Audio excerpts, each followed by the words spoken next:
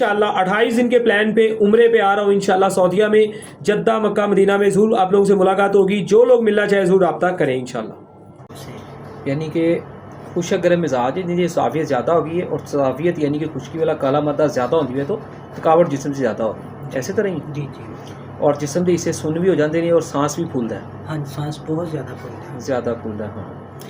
और खुशक गर्म मिजाज के अंदर ये सारियां लामतां चलदियां जिस तरह कि ਤੁਹਾਡੇ अंदर भी चलदियां पईयां ते भुख की कमी आ जाती है जी बिल्कुल ठीक है जी। और नींद बेसकून हो जाती है ज़्यादा अच्छी नहीं आती लेट आती है करवट बदलनी पैंदी है या दिमाग नींद से जागता रहता है ना असल इंसान आए नहीं। और ये यूरन माल्टे रंग का आंदा सुबह का पहला छोटा पेशाब ठीक है जी माल्टा कन्नै। और पानी अक्सर पेशेंट घट पींदा इस तरह का जे कि पींदा भी है तो उन्होंने यूरन घट आ रहा होंगे ठीक है जी। तो वैसे पानी को 6-8 गिलास पींदे हो कि नहीं पींदे? जी जी समटाइम्स ज़्यादा हाँ ज़्यादा पी जाते हो काम ही होता बगैर पखे तो पसीना आ जाता इस वास्ते पानी 6-8 गिलास पीता हूँ। लेकिन उस हिसाब नाल पसीना ज़्यादा आ जाता कि यूरन भी ज़्यादा आता है?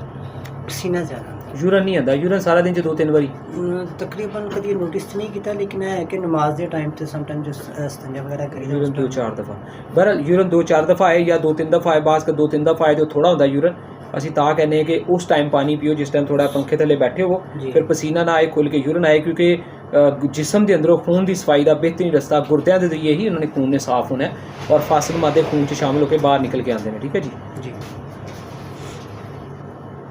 और बाकी गैस दाबी दी लाजमी परेशानी काफ़ी ज़्यादा प्रॉब्लम है। मैं थोड़े फैसल में बता रहा सी कि एक नमाज समटाइम 4-5 मरतबा वजू करके पढ़नी गैस दाबी ज़्यादा है बिल्कुल ठीक है। और कब्ज़ का भी प्रॉब्लम सख्त वाली कब्ज़ वगैरह सारा कुछ चलो बेहतर होता इंशाल्लाह। और गुदी तस्कीन ये कहते हैं कि जिगर बिल्कुल स्लो और सुस्त हो जाता है इस मदाज ना उन्हें गुर्दियां साफ करना है खून की सफाई करनी है गुर्दियां के रस्ते लुबलुबा पित्ता मेदे का निज़ाम हाजमे का जिसम दियाँ दर्दां क्योंकि खून गर्म रहे जिसम की सर्कुलेशन अच्छी करे ये सारा काम जिगर के मतहत है। जिगर अच्छी वर्किंग नहीं कर रहा है तो उत्ते सारियां लामतां तुहानूं आ रही हैं ठीक है जी। और उस तो बाद आ जाता है साबी तहलील। हिसाबी तहलील कहते हैं दिमागी तौर पर इंसान कमज़ोर होंदा है जिहदे च याददाश्त घटदी है ठीक है जी। और डिप्रैशन आता है जिहड़ी गल दिमाग च बार बार परेशान करती है गुस्सा ज़्यादा आता है ठीक है जी। चिड़चिड़ापन तबीयत च कायम होंदा है चीज़ां आना शुरू हो जांदियां हैं।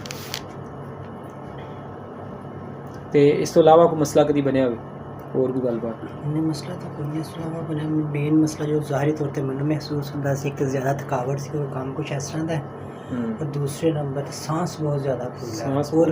और कोई मैं थोड़ा बहुत सफ़र कर जिस समय चुंगी थे गया परसों तो मैंने बुखार हो गया थकावट लग बस ज़्यादा मेन है बुखार हो जाता है ठीक हो गया 10 दिन दवाई देना खा के रिपोर्ट दो इंशाल्लाह सूरत बेहतर होगी है। देखो ना पीछे पूरे का पूरा सिस्टम ख़राब है ये वजह तो सारे प्रॉब्लम हो रहे हैं ठीक है जी।